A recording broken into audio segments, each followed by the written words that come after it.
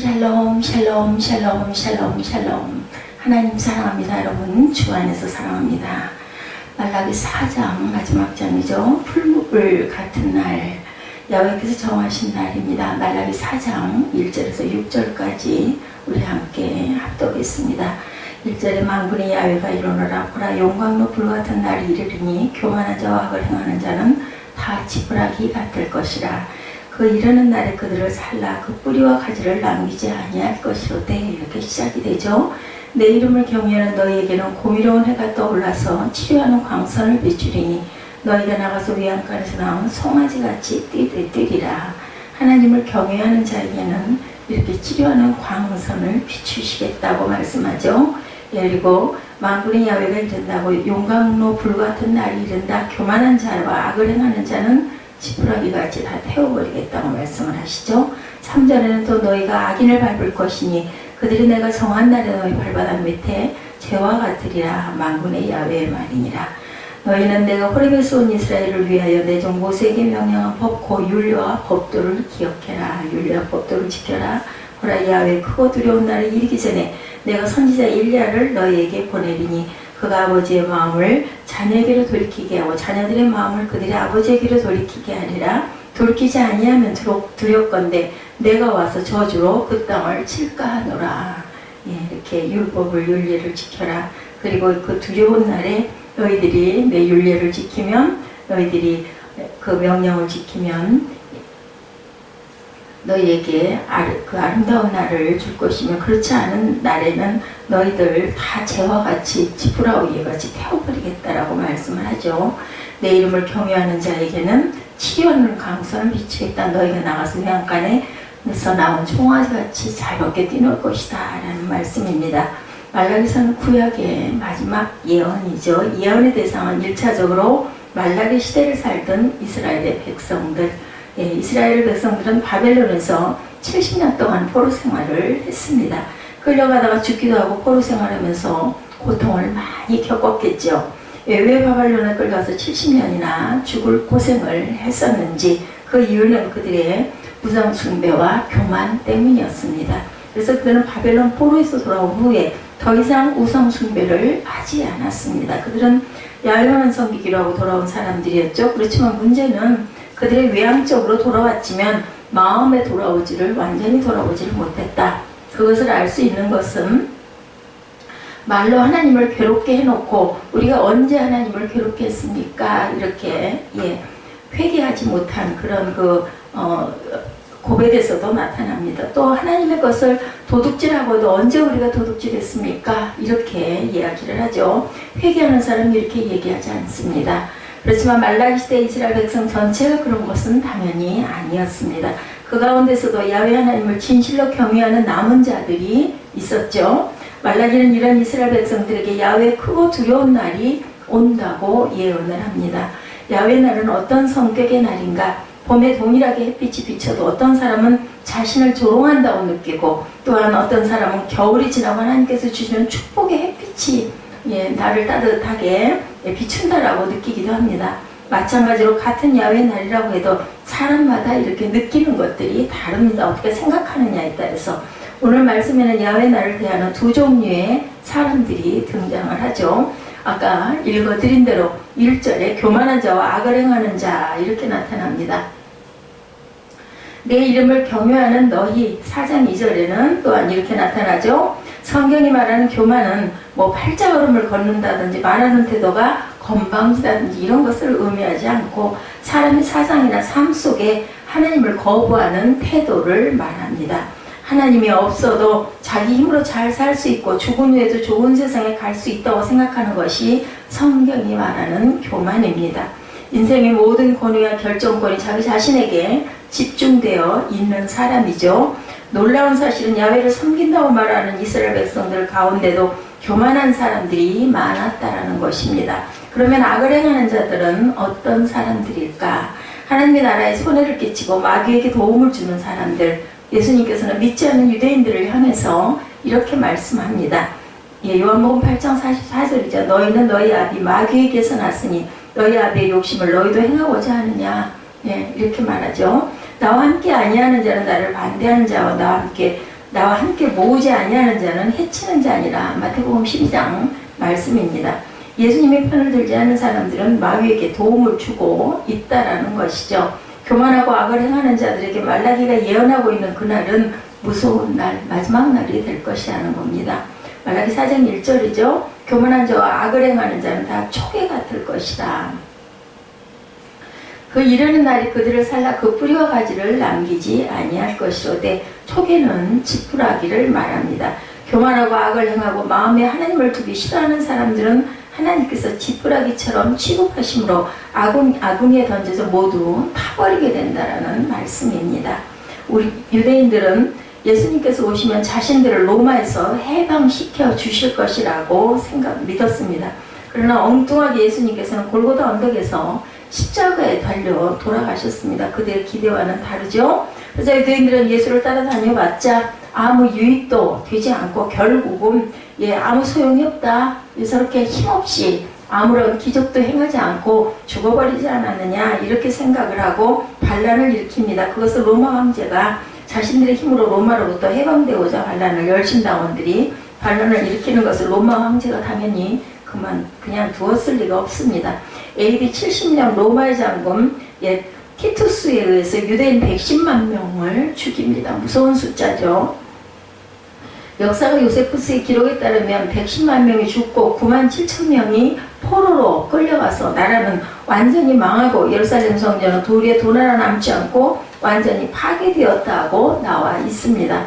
교만하고 악을 행하는 자들에게 예수 그리스도께서 오시는 날은 무서운 날이 된 것입니다. 이스라엘 백성 중 야훼 이름을 경외하는 사람들도 당연히 있었겠죠. 그들에게 예수 그리스도께서 오시는 날은 축복된 날이 되었습니다. 내 이름을 경외하는 너희에게는 의로운 해가 떠올라서 치료하는 광선을 바라리니 너희가 나가서 외양간에서 나온 송아지같이 뛰리라. 2절 말씀입니다.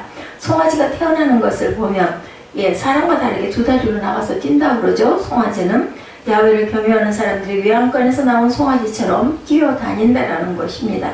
의로운 해는 기다리던 예수 그리스도 말합니다. 예수 그리스도는 치료의 광선을 발해서 단순히 육신의 질병만 치료하는 것이 아니라 죄를 대속해서 우리에게 구원의 빛을, 영생의 빛을 비춰주신다. 침례 요한의 아버지인 제사장 사가랴는 예수 그리스도를 가리켜 이렇게 말합니다. 누가복음 1장 77절에서 79절을 증거합니다. 주의 백성에게 그 죄 사함으로 말미암는 구원을 알게 하리니 이는 우리 하나님의 긍휼을 인함이라. 이로써 돋는 해가 위로부터 우리에게 임하여 어두움과 죽음의 그늘에 앉은 자에게 비추고 우리 발을 평강의 길로 인도하시리로다 하니라. 사가랴는 예수 그리스도를 돋는 해라고 비유합니다. 예수 그리스도께서 우리에게 치료의 광선을 바라시는 의로우며 돋는 해인 것을 믿으시기 바랍니다. 오늘 육신이 약한 분들에게 예수 그리스도께서 강한 치료의 광선을 발하여 주시기를 주의 이름으로 축원합니다. 오늘 죄로 인하여 멸망해 가고 있는 사람들에게 구원의 광선을 발하여 주시기를 주님의 이름으로 축원합니다. 오늘 마음의 상처를 안고 슬픔 있는 사람에게는 기쁨의 광선을 발하여 주실 줄 믿습니다. 그날은 의로운 해가 떠올라서 치료의 광선을 바라는 날입니다. 야훼 이름을 경외하는 사람들에게는 야훼 날은 하나님께서 믿는 사람들의 편을 들어주시고 의인들과 함께하는 날이 된다. 3절이죠. 또 너희가 악인을 밟을 것이니 그들이 나의 정한 날에 너희 발바닥 밑에 재와 같으리라. 만군의 야훼의 말이니라. 이스라엘 백성들 가운데 소수의 남은 자들은 구원받고 하나님의 자녀가 되죠. 초대교회 성도들에게 하나님을 대적하는 죄인들은 그야말로 발바닥에 재만도 못한 존재였습니다. 사람이 지금은 똑같아 보여도 믿음으로 살며 하나님께 헌신된 사람들과 믿음이 없고 하나님의 말씀을 거역하는 사람들은 하늘과 땅 차이가 있습니다. 똑같이 옷을 입고 다녀도 똑같은 사람이 아닙니다. 사도들도 복음을 전할 때 예수께서 이렇게 말씀하시죠. 마태복음 10장 14절에 누구든지 너희를 영접도 아니하고 너희 말을 듣지도 아니하거든 그 집이나 성에서 나간 너희 발에 먼지를 떨어버리라. 이렇게 말씀합니다. 복음을 전해도 받아들이지 않고 사도들을 박해하는 사람들은 가까이 하지 말고 발에 먼지를 털라고 말씀하십니다. 또 예수님께서는 사도 바울을 통해서 왜 성도들이 복음을 거역하는 자들의 발에 재처럼 여기게 되었는지에 대해서도 말씀하시죠. 로마서 16장 20절에 평강의 하나님께서 속히 사단을 너희 발 아래에 상하게 하시리라. 우리 주 예수의 은혜가 너희에게 있을지어다. 사단을 우리의 발로 밟는 것이죠. 가정도 사단의 역사가 일어나면 자식들이 잘못되고 가정이 무너집니다. 그러므로 성도들은 사단의 목을 잘 밟고 있어야 한다. 성도가 운영하는 사업장에서나 교회에서도 우리 성도들의 기도로 사단의 목을 밟아야 합니다. 예수 그리스도가 오신 날은 야훼를 경외하는 사람에게 구원의 날, 축복의 날, 사탄을 이기는 승리의 날이 되어야 되겠다. 야훼 날은 어떻게 우리가 준비해야 할 것인가? 그러면 야훼 날은 우리가 어떻게 준비할 것인가? 말라기서는 2명의 위대한 선지자로 우리에게 말씀하죠. 한 명은 모세이고 또 한 명은 엘리야입니다. 4절이죠. 너희는 내가 호렙에서 온 이스라엘을 위하여 내 종 모세에게 명한 법 곧 율례와 법도를 기억하라. 이 말씀은 모세에게 준 율법을 모두 지키라는 말씀은 아니지만 인간은 100% 율법을 지킬 능력이 없다는 사실이 이스라엘 민족적 역사를 통해서 이미 입증되었습니다. 그렇다면 하나님께서 왜 모세의 율법을 주셨을까요? 로마서 3장 20절이죠. 그러므로 율법의 행위로 그의 앞에 의롭다 하심을 얻을 육체가 없나니 율법으로는 죄를 깨달음이니라. 이렇게 말씀합니다. 율법은 내 죄가 무엇인지를 깨닫게 하는 기능이 있죠. 그러므로 율법은 몽학 선생이다 라고 표현을 하고 있습니다. 갈라디아서 3장 24절에 이같이 율법이 우리를 그리스도에게로 인도하는 몽학 선생이 되어 우리로 하여금 믿음으로 말미암아 의롭다함을 얻게 하려 함이니라. 이렇게 증거하고 있습니다. 몽학 선생은 진짜 선생님이 아니고 합격하기 싫어하는 학생을 아버지의 허락받고 회초리를 때려 진짜 선생님에게로 데려가는 역할을 하는 그러한 사람이다. 율법은 우리를 그리스도교에 인도하는 몽학 선생입니다. 결국 모세의 율법을 기억하라고 하신 말씀은 우리가 죄인이라는 사실을 기억하라는 것이죠. 인간은 구원이 필요한 존재라는 것을 기억해야 한다. 인간은 참된 선생이고 구원자이신 예수 그리스도가 필요한 존재라는 것을 말하는 것이라는 겁니다. 이것이 모세의 율법을 가진 참된 기능입니다. 보라, 야훼 크고 두려운 날이 이르기 전에 내가 선지자 엘리야를 너에게 보내리니 그가 아비의 마음을 자녀에게로 돌이키게 하고 자녀들의 마음을 그들의 아버지에게로 돌이키게 하리라. 돌이키지 아니하면 두렵건대 내가 와서 저주로 그 땅을 칠까 하노라 하시니라. 이렇게 말씀하고 있습니다. 5, 6절의 말씀이죠. 엘리야 선지자는 말라기보다도 훨씬 이전인 아하방 때 활동하던 선지자였습니다. 그런데 엘리야가 온 다음에 야훼의 크고 두려운 날이 온다고 말씀했죠. 구약의 예언자들은 미래의 일을 예언할 때 과거에 알고 있던 용어를 사용합니다. 그런데 엘리야가 온 다음에 야훼의 크고 두려운 날이 온다는 것입니다. 구약의 예언자들은 미래의 일을 예언할 때 과거에 알고 있던 용어, 그리스도 예수께서 오실 것이라는 것도 다윗이 보좌에 앉을 것이라고 예언을 합니다. 다윗이 와서 보좌에 앉는다고 했지만 사실은 그리스도가 오신다라는 그런 상징적인 예언이죠. 또 신약의 교회를 예언할 때도 다윗의 장막이 세워질 것이라고 상징을 합니다. 다윗의 장막이 그들에게는 교회였던 것입니다. 여기서 말라기가 예언하고 있는 엘리야 선지자는 침례 요한, 세례 요한이었죠. 이것을 예수께서 직접 증거하십니다. 마태복음 11장 14절에 만일 너희가 즐겨 받을진대 오리라 한 엘리야가 곧 이 사람이니라. 이렇게 증거하죠.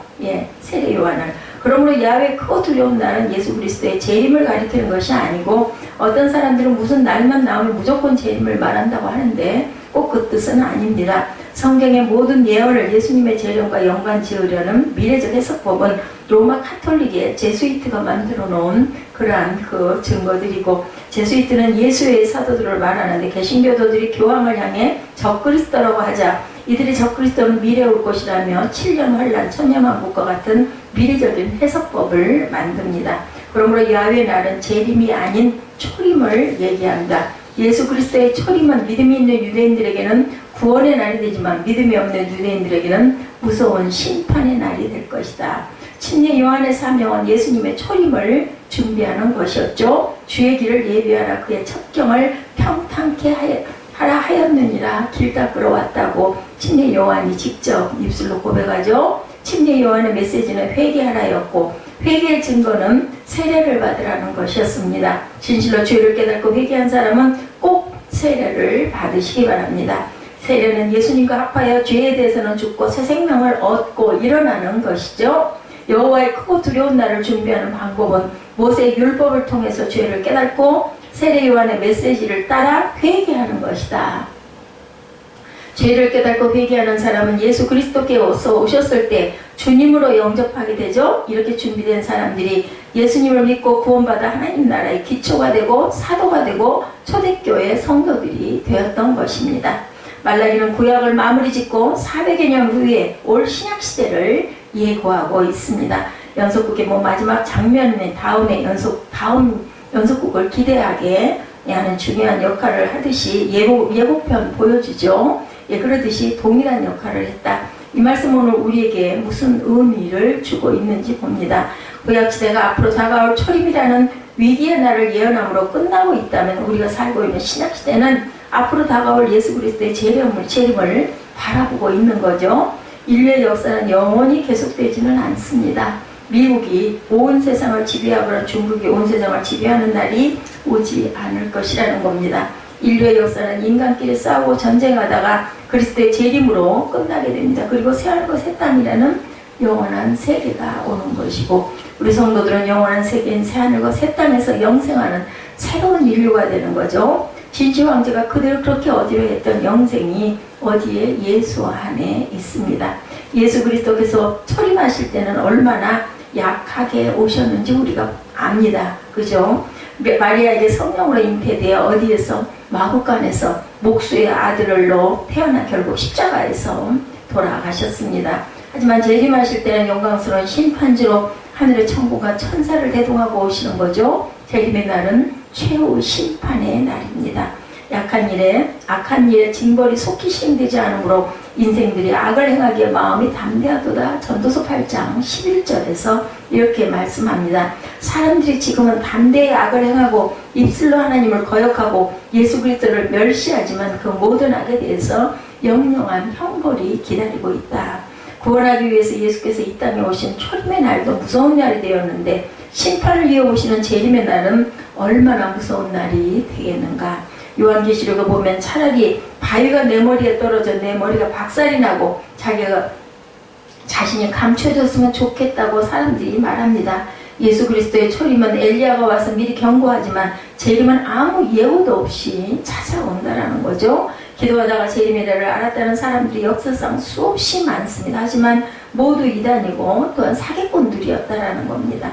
예수께서 언제 오실지는 아무도 모릅니다. 예고 없이 찾아오신다. 저희가 평안하다 안전하다 할 그때에 잉태된 여자에게 해산의 고통이 이룬 것 같이 멸망이 호련히 저에게 이르려니 결단코 피하지 못하리라. 데살로니가전서 5장 3절 말씀입니다. 예수 그리스도의 초림을 준비하는 원리와 재림을 준비하는 원리는 다를 것이 없습니다. 모세의 율법인 십계명을 보고 우리는 죄를 깨달아야 되고 십계명으로 우리의 죄를 볼 수 있는 거울과 같은 역할, 몽학 선생이다. 자기 얼굴에 묻은 것은 거울을 보면 알 수 있듯이 십계명을 보면 우리가 얼마나 큰 죄인인지를 깨달아 알 수가 있다는 거죠. 제1은 너는 나 외에 다른 신들을 내게 있게 하지 말지니라. 다른 신을 섬기는 사람은 죄인이죠. 제2는 너를 위하여 새긴 우상을 만들지 말고 또 위로 하늘에 있는 것이나 아래로 땅에 있는 것이나 땅 아래 물속에 있는 것에 아무 형상이든지 만들지 말며 그것들에게 절하지 말며 그것들을 섬기지 말라. 우상 숭배하고 절해본 사람은 모두 다 죄인이다. 이렇게 말씀합니다. 제3은 너는 너희 하나님 야훼 이름을 망령되이 일컫지 말라. 하나님의 이름을 망령되이 일컫는 사람은 또한 죄인이다. 제사는 안식일을 기억하여 거룩히 지키라. 엿새 동안은 마음대로 쓰되 하루는 하나님께 드리는 것인데 이것도 지키지 않는 사람은 죄인입니다. 제5는 내 부모를 공경하라. 부모를 공경하지 않고 학대하는 사람들은 죄인이 된다.